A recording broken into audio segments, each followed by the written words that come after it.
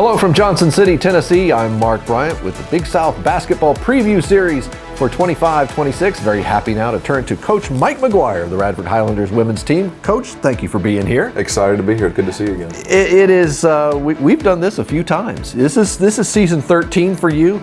And before we discuss the team, I want to talk about you for a second. You entered the season with a chance to surpass 200 career wins at Radford.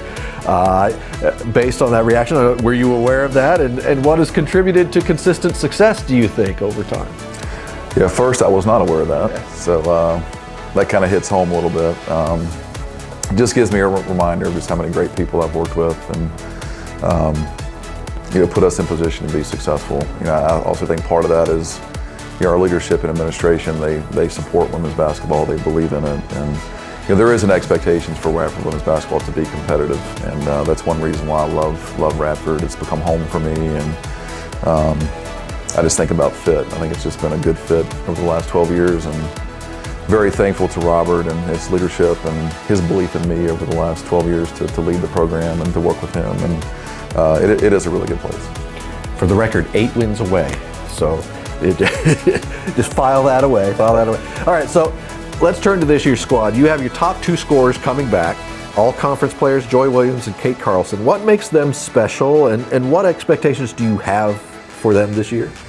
Yeah, well, first of all, both are very different players. Joy is going into her 3rd year with us, and it's been so enjoyable to watch Joy just grow each and every year. I thought she took a major jump last year in terms of we really had to throw her into the point guard position, and then as a sophomore, ask her to lead and command the team, and that's not an easy thing to do. And I just think Joy's love for the game, her energy around basketball and being a part of a team is infectious.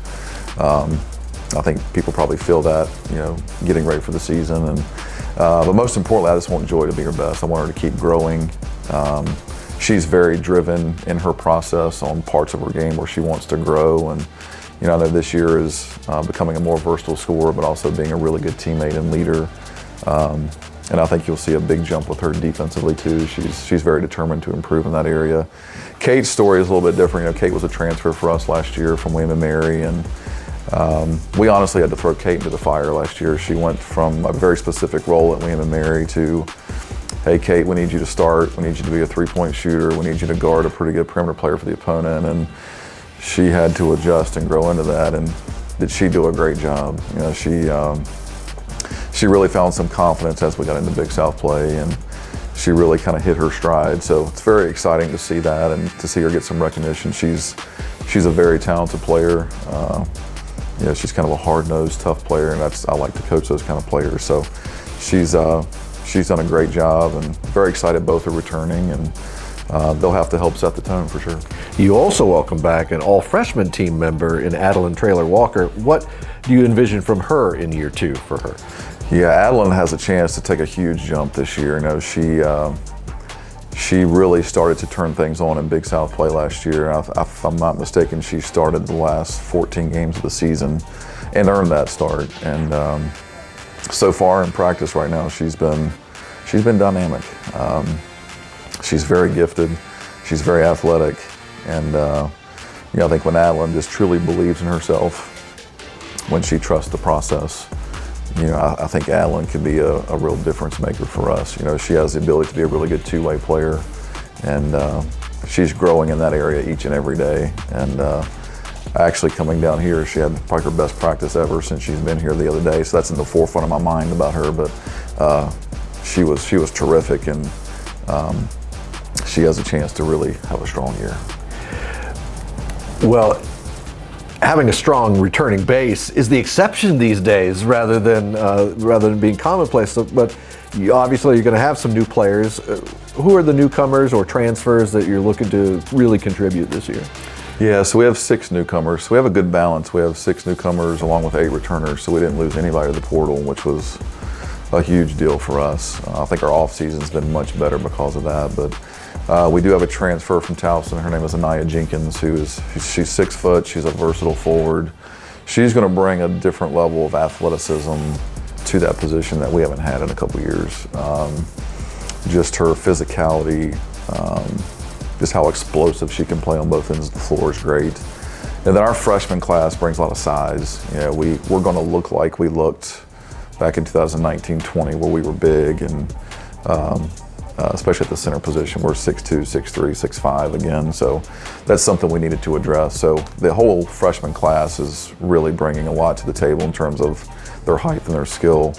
I think Georgia Simonson, a young lady from Northern Virginia, she's about 6'1". She's going to be a really good forward. Cherish Haywood from Oklahoma.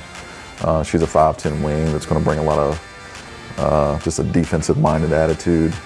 Somebody that can be maybe a lockdown defender for us. So that's something we've needed on the perimeter. But the whole group is just bringing a lot. They're learning a lot. They know they have to be ready to contribute. I think that's why they came here. So it's a really good balance right now, and I'm really excited for them. Well, as we've said, you've been through the conference schedule a few times before, so you know what we got there, and the audience knows what we got there. But what have you got lined up in non-conference competition that folks should be circling on their calendars or looking forward to? Yeah, it's a great schedule. I guess the thing I'm most excited about is we have 7 home games. I don't think we've had 7 non-conference home games since I've been here, and we have some really good opponents coming into the Devon Center with Ohio, Furman, Niagara, Navy. I think Navy's picked to win the Patriot League, so that should be a great game. And then we have a tournament at Cleveland State, and we have 4 ACC schools on the schedule, so that will challenge us quite a bit. But we always play a tough schedule. We have to, and look forward to it.